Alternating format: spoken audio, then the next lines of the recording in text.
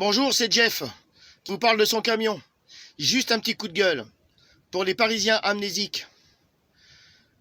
Vous venez dans nos campagnes porter plainte contre Maurice Lecoq, contre Josette Lavache avec sa cloche.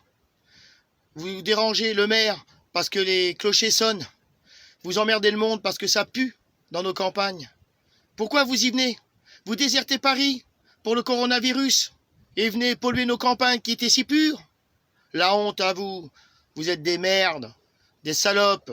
Il n'y a pas d'autre mot. Le reflet de gouvernement, le reflet de votre mère, pareil, elle, qui lèche le cul à tout le monde au moment des élections et qui s'inquiète si les SDF vont être atteints du coronavirus.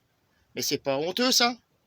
Et vous, c'est pareil, avant, vous oubliez, vous avez quand même interdit les poids lourds de plus de 7,5 tonnes de rentrer sur Paris, les dimanches, les veilles, les lendemains, et les jours fériés, et les veilles, et les lendemains. Et que vos copains n'ont pas pu quitter Paris, il faut qu'on monte maintenant à les nourrir? C'est pas du foutage de gueule? Et vous, monsieur Macron, aussi pourri? Nous, dans le jargon routier, on vous a appelé Pinocchio. Vous êtes le premier grand menteur de France.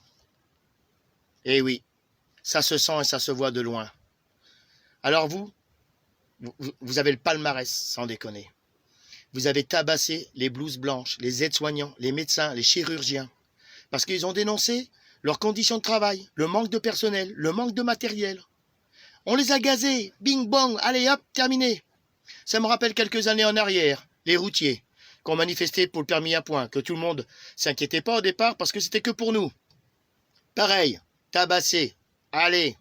Et maintenant, vous dites dans votre élocution, les blouses blanches, c'est héros. Les routiers, la logistique, c'est héros. Mais c'est pas du foutage de gueule, ça?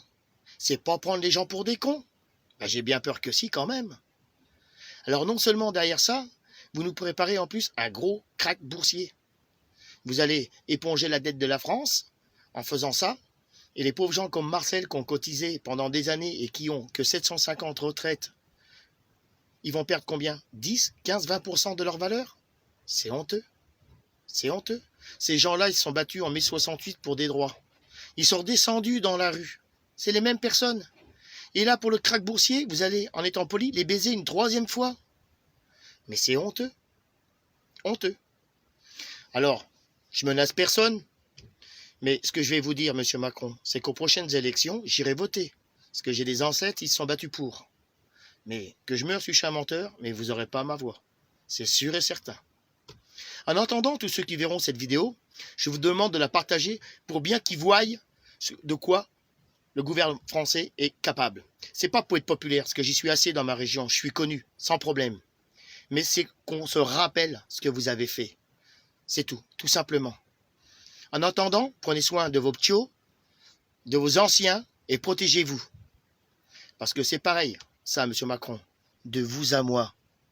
Les forces de l'ordre qui viennent nous déranger pendant les coupures, taper au carreau pour savoir si on a votre putain de petit papier d'autorisation. Vous croyez que ça nous fait plaisir de se balader avec 25 tonnes de camelotes derrière? Ils s'inquiètent pour ma santé?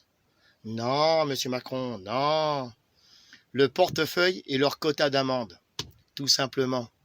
Allez, à tout le monde, prenez bien soin de vous, et puis j'espère pas vous voir dans ces mêmes conditions.